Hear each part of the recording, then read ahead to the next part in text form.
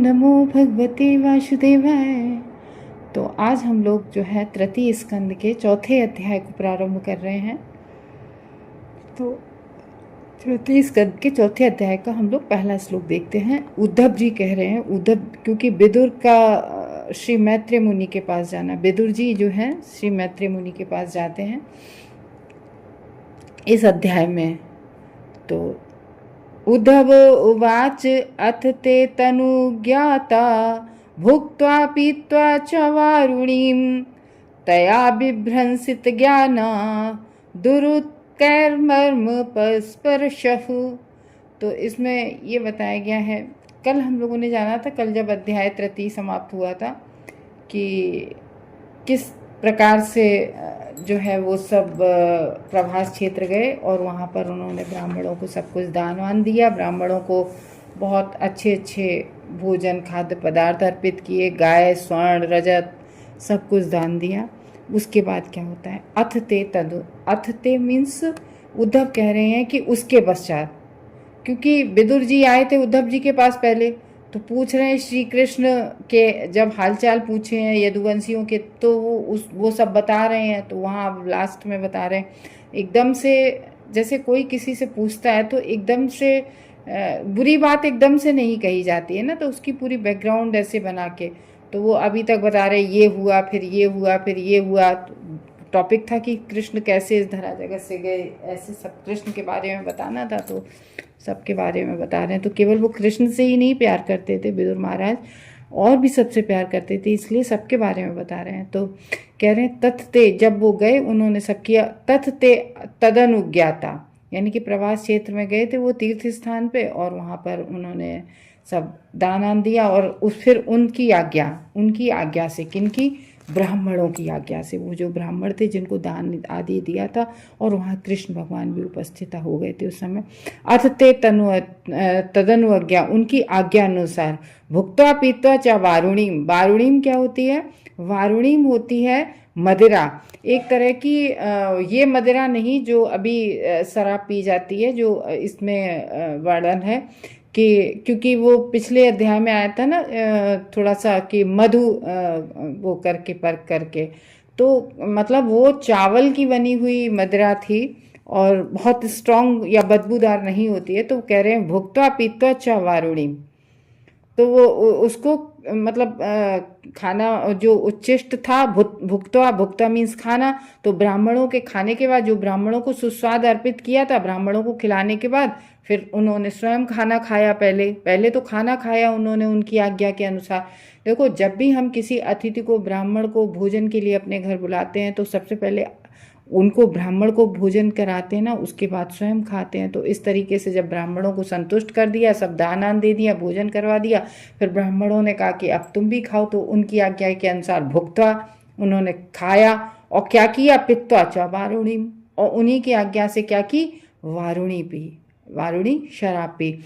देखो, क्षत्रिय ब्राह्मण कभी भी शराब नहीं पीते थे, ब्राह्मण कभी भी नहीं, लेकिन क्षत्रिय जो है, जैसे जो सबका अलग, क्षत्रियों को शराब पीने का अधिकार और वो था, उनको पाप नहीं लगता था, तो वो चावल की बनी हुई मदिरा पी लेते थे।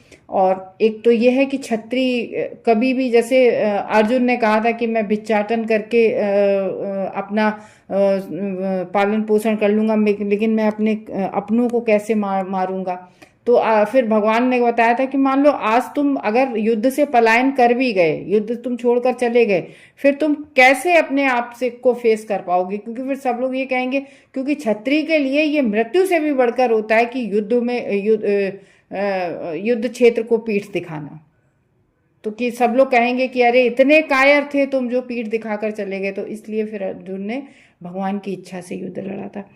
तो कह रहे हैं कि उन सबों ने, किसने, वृष्णि और भोजवंशियों ने ब्राह्मण की अनुमति से प्रसाद का उच्चिष्ट ग्रहण किया। ब्राह्मणों ने भोजन किया, फिर उसके बाद इसने वृष्णि और भोजवंशियों, इन सब ने उच्चिष्ट ग्रहण किया। फिर चावल से बनी मदिरा भी पी।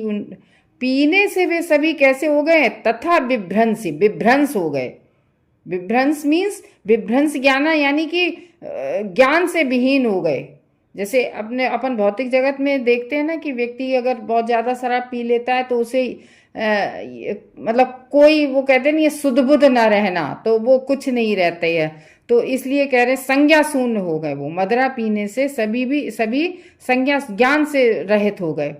ज्ञान से रहित होकर उन्होंने क्या किया, दुर मर्म बस स्पर्श, यानी कि मर्म, यानी कि हृदय को आहत पहुंचाने, मर्म अपन कहते हैं ना, बहुत ये कथा बहुत मर्म स्पर्शी है, ऐसे करके इसका हम लोग इस शब्द का उपयोग करते हैं। तो यहाँ पर क्या बता रहे हैं कि उन्होंने एक दूसरे को कैसे शब्द कहने लगे, एक दूसरे को जो कहते नहीं, ये दिल को चुभने वाले शब्द।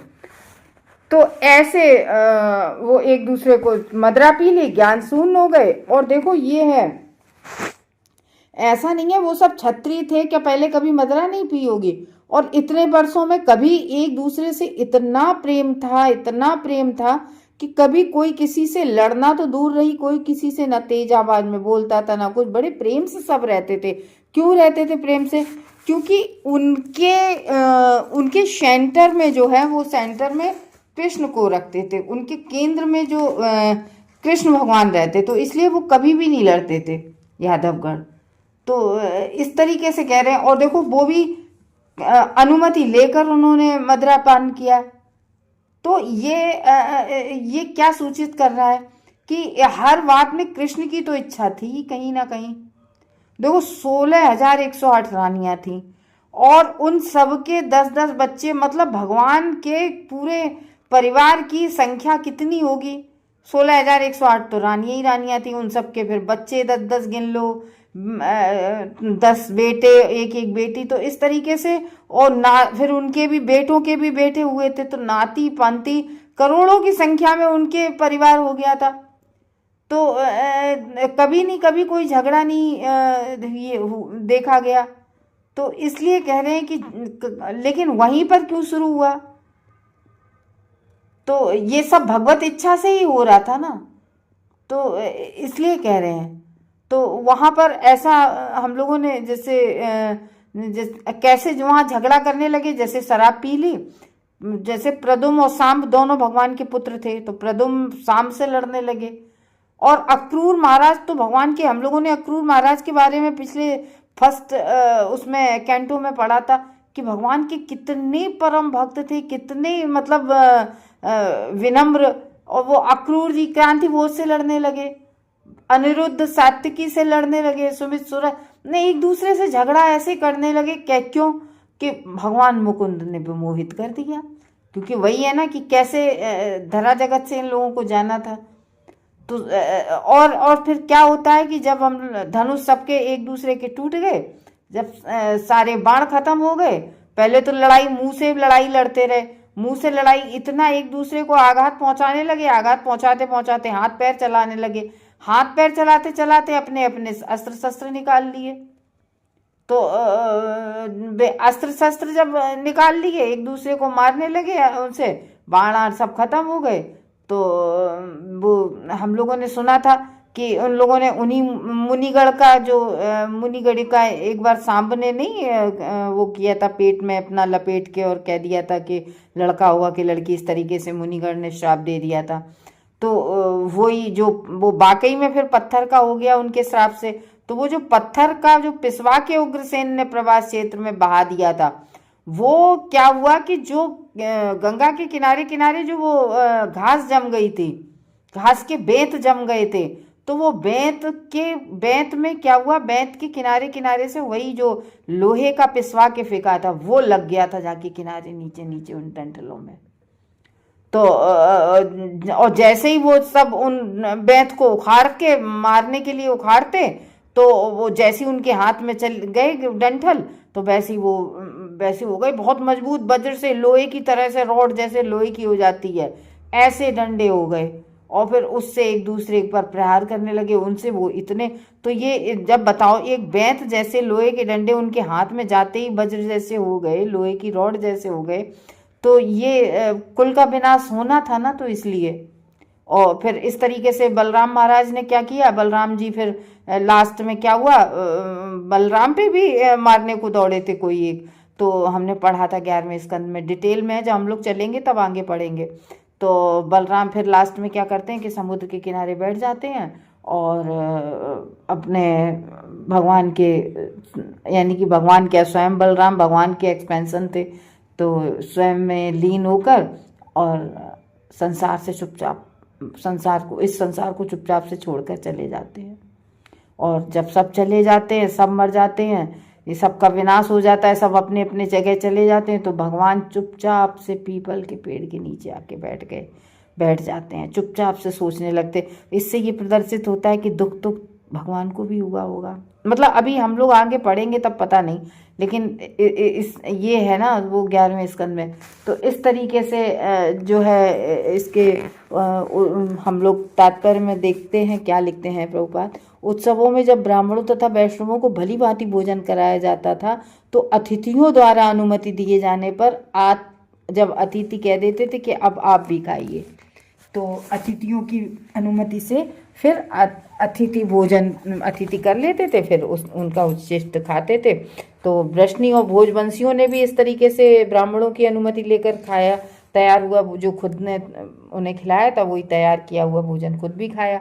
तो देखो क्षत्रियों को जैसे विवाह कार्यक्रम है, कुछ अवसरों पे उनको परमिशन थी कि आप है ना मदिरा ले सकते हो, हमेशा नहीं लेते थे, लेकिन हाँ कुछ कभी कभी। तो वो बहुत चावल से बनी, इसमें लिखा है कि चावल से बनी मदिरा, हल्की मदिरा का पान किया। ऐसे मदिरा पान से वे इतने संज्ञाशून्य मूर्छित उठे, तो कह रहे कि हल्की मदिरा से भी वो लोग इतने मूर्छित से हो गए, मतलब सुध बुध नहीं रही कि अपने आप के संबंधों को भी भूल गए कि ये मेरा भाई है, कि मेरे चाचा हैं, कि मेरे ताऊ हैं, सब भूल गए पारस्परिक संबंधों को, और एक दूसरे को गाली, मतलब जैसे हम लोग नहीं कहते गाली देने लगे, ऐसे वो एक दूसरे को कटु वचन बोलने लगे। तो एक दूसरे के, देखो भगवान के भक्त और देखो कैसे भगवत इच्छा, तो आपस में एक दूसरे के हृदय को चुभने वाले शब्द कहने लगे। तो देखो ये तो है, हम लोग भौतिक जगत में देखते हैं कि मदिरा पान शरीर के लिए तो हानिकारक होता ही है, और मतलब एक कहते नहीं कि अच्छी फैमिली में नशा नहीं करते हैं लोग, क्योंकि फैमिली पूरी प्रभावित हो जाती है इससे। तो नशे की अवस्था में अपने आप को भूल सकता है ना व्यक्ति। तो इसी तरीके से वृष्णि और भोजवंशियों ने भी जैसे ही मदिरा पान कर लिया तो भूल गए कि ये हमारे कौन है, आपस में लड़ने लगे। लेकिन उन लोगों से ऐसे आशा नहीं की जा सकती थी, वो भगवान के भक्त थे, परमेश्वर की इच्छा से ये सब ऐसा हो रहा था कि वो एक दूसरे के प्रति इतने कटु बन गए, क्योंकि अगर भगवान ऐसी चेतना नहीं डालते तो फिर कैसे ये सब होता। तो ये कह रहे हैं सेकंड श्लोक में, कह रहे हैं तेसाम मैरे यदोषेण विस्मीकृत चेतसाम निम्लोचती रवावासी द्वेणुनामिव मर्दनम। तो जिस तरह से इसमें बता रहे हैं कि जैसे लड़ गए तो बता रहे हैं कि जिस तरह से बांस के तेसाम, यानी कि उनके मैरे नशे, उनको जो मदहोश हो गए थे, नशे में जो हो गए थे, तो दोष से उनके नशे में मदहोश होने के दोष के कारण से वे क्या हो गए थे, विस्मीकृत हो गए थे, असंतुलित हो गए थे। कैसे? मन से असंतुलित हो गए थे। और जिस तरीके से निम्लोचति मीन्स होता है जैसे सूर्य अस्त नहीं होता है, रवि, यानी कि रवि सूर्य को बोलते हैं, तो यहाँ रवो लिखा है, तो सूर्य के अस्त जैसे होता है ऐसे आसीन घटित होता है वेणु नाम बासों का सदृश विनाश। तो यहाँ पर ये बता रहे हैं कि शाम को सूर्य अस्त होता है कि नहीं होता है शाम को, तो वो पूरे दिन लड़ाई झगड़ा करते रहे, और एक तरफ जैसे सूर्य अस्त होता है, इधर सूर्य अस्त हो रहा है और इधर यदुकुल का समापन हो रहा है। तो इस तरीके से इसमें कह रहे हैं सेकंड में कि मदिरा पान के दोष से उन सबकी बुद्धि विनष्ट हो गई थी, सारे यदुवंशियों की, वृष्णि वंश और उसकी। और जैसे जैसे सूर्य होता गया वैसे ही वैसे परस्पर, जैसे ऐसे करो, यहाँ पर जो ये लिखा गया है कि पूरा सूर्यास्त के समय नशे के दोषों से अंतःक्रिया उनके मन के असंतुलित हो गए, ठीक उसी तरीके से जैसे बांसों के आपसी घर्षण से विनाश होता है, देखो हम लोग पेपर में सुनते हैं कि अमेजन के जंगल में आग लगी, और अमेरिका के जंगल में आग लीजिए, अलग अलग जंगलों में जैसे आग की खबर हम लोग सुनते रहते हैं, ये पेपर में निकलता है। तो ये आग कैसे लगती है? कोई इतने घने जंगलों में आग लगाने नहीं जाता है। एक्चुअली में होता क्या है कि जंगलों में बांस के पेड़ जम जाते हैं और वो बांस सूख जाते हैं, और जब गर्मी के समय में हवा चलती है तो वो हवा चलती है, वो हवा से जब बहुत तेज हवा चलती है, हवा से क्या है, वो बांस एक दूसरे में रगड़ते हैं, और बांसों के आपसी रगड़न से, आपसी घर्षण से, बांस जब आपस में एक दूसरे से घर्षण करते हैं, एक दूसरे से टकराते हैं, तो फिर घर्षण से आग उत्पन्न, ऑटोमेटिक उन्हीं से आग उत्पन्न हो जाती है, उन बांसों से। तो वो अपने ही घर्षण से बांसों आग लगी और समस्त जंगल जल जाता है।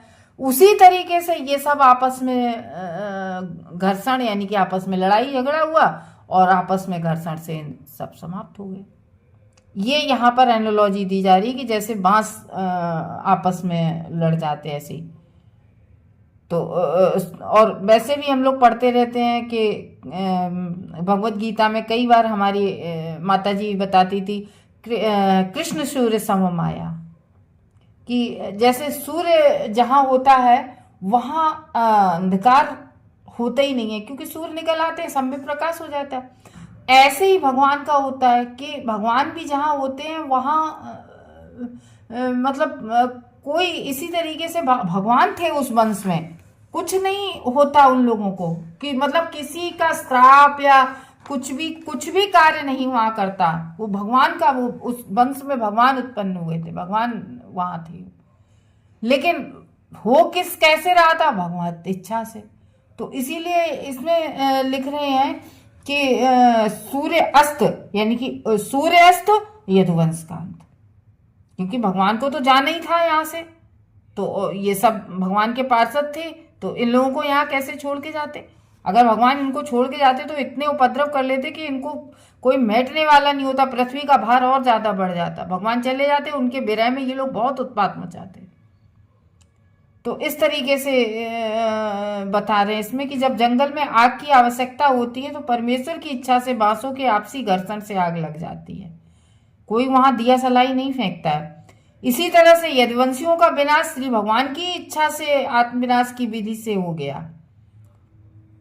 जिस तरह से मानव प्रयास से जंगल के बीच अग्नि लगने की संभावना नहीं रहती है, उतने घने जंगल में कौन अग्नि लगाने जाएगा? तो उसी तरह से ब्रह्मांड में ऐसी कोई भी शक्ति नहीं है जो भगवान द्वारा रचित यदुवंशियों का विनाश कर सकती। तो इसमें ये बता रहे कि ऐसी कोई शक्ति पूरे ब्रह्मांड में नहीं थी कि जो यादवों का विनाश कर सके। तो जब कोई शक्ति नहीं थी, तब फिर भगवान ने कहा अरे ये तो फिर इतने वो हो जाएंगे, मतलब वाचाल उपद्रव, तब फिर भगवान की ही मर्जी से ये सब हो रहा था। तो भगवान ने उनके इस तरह के विनष्ट होने की इच्छा की कि इस तरीके से ये लोग हों, तो उन्होंने उनके आदेश का पालन किया, जैसा कि लिखा है ना उसमें, हम लोगों ने पिछले श्लोक में तदनुज्ञात शब्द से, यानी कि तदनुज्ञात यानी कि उनकी आज्ञा से। तो ये सब जो हो रहा था वो उनकी आज्ञा से, भगवान और ब्राह्मणों की आज्ञा से। तो थर्ड और हम लोग कर लेते हैं। भगवान स्वात्ममयाया गतिम ताम अवलोक्य सा सारस्वती मुपस्पृश्य वृक्षमूलमुपाविशत। तो इसमें बता रहे हैं कि भगवान श्री कृष्ण जो हैं वो भगवान, हम लोग देखते हैं ना, पढ़ते आए हैं कि भगवान की शक्तियाँ होती हैं, जैसे अंतरंगा शक्ति, बहिरंगा शक्ति, तटस्था संगी शक्ति। तो भगवान अपनी अंतरंगा शक्ति से, जो भगवान की आंतरिक शक्ति यानी कि आध्यात्मिक जो शक्ति होती है, वो अपने परिवार का, भगवान का भावी अंत देखकर सरस्वती के नदी के तट पर गए। तो भगवान ने जब देखा अपने परिवार का, देखो वो सब भगवान की महिमा से रहा था, लेकिन फिर भी भगवान क्योंकि वो सब भगवान के अपने ही सब पार्षद, सब अपनी ही आध्यात्मिक शक्तियाँ थी। तो उसका जो अंत देखा भगवान ने सबकी आपस में। देखो वो भी जो जैसे प्रद्युम्न, अनिरुद्ध, बलराम, ये सब कौन थे? भगवान के ही अपने एक्सपेंशन थे। तो ये सब, इन सब का अंत देख के बड़ा देखो खराब तो लगता ही है जरूर वो भगवान, लेकिन लीला में है। तो वो कह रहे हैं कि भावी अंत देखकर सरस्वती के नदी के तट पर गए भगवान, और भगवान ने क्या किया? जल का आचमन किया। उस नदी में जल का आचमन किया, क्योंकि अब भगवान को भी जाना था। तो नदी में किनारे गए और जल का आचमन किया, और एक वहीं पर पास में ही पीपल का वृक्ष था नदी के किनारे, और उस वृक्ष के नीचे जाकर भगवान बैठ गए। तो इस तरीके से यदुओं तथा भुजों के उपयुक्त समस्त कार्य श्री भगवान की अंतरंगी शक्ति द्वारा संपन्न हुए थे। भगवान ने अपनी अंतरंगा शक्ति से उन सबके मन में विचार डाले, तब ऐसा हो रहा था सब, क्योंकि वे अपने अवतार के उद्देश्य को पूरा कर लेने के बाद, क्योंकि भगवान जिस लिए आए थे, भगवान का अवतार हुआ, वो उद्देश्य पूरा हो गया, कुरुक्षेत्र का युद्ध हो गया। तो जितने भी विधर्मी थे सब समाप्त हो गए थे कुरुक्षेत्र के युद्ध में। भगवान ने अपना कार्य संपन्न किया। भगवान ने कहा अब इस पृथ्वी से जाने का समय हो गया। तो जब भगवान ने सारे कार्य संपन्न कर लिए, तो भगवान ने कहा भगवान के आने का जो उद्देश्य था वो पूरा हो गया। तो इधर जब भगवान का उद्देश्य पूरा हो गया, भगवान को तो जाना ही था, तो इधर जो सब देव उनके पार्टिसिपेट करने आए थे उनकी लीला में, भगवान के भक्त, भगवान के पार्षद, और कुछ देवता भी आए थे। तो अलग अलग लोकों से आए थे। तो उन देवताओं को भी अपने अपने लोक भेजना, क्योंकि सब भाई अपने अपने जगह से आए थे, तो सबको उनकी जगह पे भेजना था, भेज देना चाहते थे भगवान। तो वे सभी उनके, और जो थे वो सब उनके पुत्र पौत्र थे, अनिरुद्ध, प्रद्युम्न, ये सब थे, वो उनके पुत्र थे। तो भगवान के पैतृक स्नेह द्वारा पूर्ण संरक्षण प्राप्त था उन सबको, क्योंकि लीला में ही थे, तो वो थे तो उन सबके पिता और बाबा। तो भगवान के समक्ष उनका विनाश किस तरह से हो सका? देखो, जब भगवान लीला में थे, लेकिन किसी व्यक्ति के सामने सोचो कि उसके बच्चों का विनाश हो रहा हो, सब आपस में लड़ रहे हो। बल्कि एक बात बता दें कि माता पिता को सबसे ज़्यादा दुख होता है जब उनके बच्चे आपस में लड़ते हैं। तो ये है, तो भगवान के समक्ष उनका विनाश किस तरह से हो सका? इसका उत्तर इस श्लोक में दिया गया है कि प्रत्येक कार्य स्वयं भगवान द्वारा संपन्न किया गया था। क्योंकि इस श्लोक में था ना, भगवान स्वात्मया, यानी कि श्री भगवान की स्व आत्म माया, मतलब अपनी स्वयं की माया से भगवान उसको विनष्ट कर रहे थे। अपनी स्वयं की माया से भगवान विनष्ट कर रहे थे उन सबको। तो भगवान के जो पारिवारिक जन थे, तो भगवान के ही पूर्ण विस्तार थे। भगवान ने अपने ही, भगवान सबसे पहले भगवान से बलराम जी आए, बलराम से अनिरुद्ध, अनिरुद्ध से प्रद्युम्न, ऐसे भगवान का एक्सपेंशन हुआ था ना। तो ये स्वर्ग लोकों के देवता थे। तो अपने प्रस्थान के पूर्व उन्होंने अपनी अंतरंगी शक्ति से उन्हें पृथक कर दिया, और उन्हें उनके जो जिस लोक से आए थे लीला में पार्टिसिपेट करने, उन्हें उनके लोग भेज दिया। तो अब इन सब के करने के लिए एक कारण तो बनना ही था, ऐसे कैसे सब चले जाते? कोई ना कोई कारण तो बनता ही है हर चीज का। तो इसलिए प्रभास वाले स्थान पे भगवान ने सबको भेजा कि जाओ वहां पर पुण्य कर्म करो जाके। और इसीलिए तो इस लाइन से हमें कुछ कुछ याद आ रहा है कि हमारे यहाँ भी ऐसी पहले प्रथा थी कि बुजुर्ग लोग, जब उन लोगों को पहले से पता हो जाता था कि अब हम चले जाएंगे, अब हम मरने वाले हैं, तो कहीं गौदान और ये सब कराते थे ना। तो आज तो ये चीज़ें बहुत कम हो गई हैं, लेकिन हाँ कुछ समय पहले ये सब था। तो जहाँ उन्होंने पुण्य कर्म किए थे और भोजन किया और जी भर कर खूब मदिरापान किया, मदपान किया, इसके बाद अपने अपने धाम वापस भेजे जाने की व्यवस्था कर दी गई कि लड़ो, जूझो और जाओ। कारण तो बनाना था इस धरा जगत पर, दिखाना तो था ही कुछ ना कुछ, ताकि अन्य लोग देख सकें कि शक्तिशाली यदुवंश अब इस जगत में नहीं रहा। तो पिछले श्लोक में जो अनुज्ञात शब्द महत्वपूर्ण आया था वो ये दिखा रहा था, अनुज्ञात का मतलब था कि जो पूरी घटनाक्रम की व्यवस्था हुई थी वो अनुज्ञात यानी कि भगवान के ज्ञान ज्ञापन से, यानी कि भगवान की व्यवस्था थी सब। तो भगवान की ये जो विशिष्ट लीलाएं होती हैं उनकी बहिरंगा शक्ति अथवा भौतिक प्रकृति की अभिव्यक्ति नहीं है, ये भगवान की अंतरंगी शक्ति से ऐसा शाश्वत प्रदर्शन हुआ। तो अब कॉन्क्लूड यहाँ पर करते हुए निकालते हैं कि निष्कर्ष ये निकाला जाना चाहिए कि यदु तथा भोजवंशी सामान्य भ्रातघाती युद्ध में उन्मुक्तावस्था में मरे, ये दिखाना था।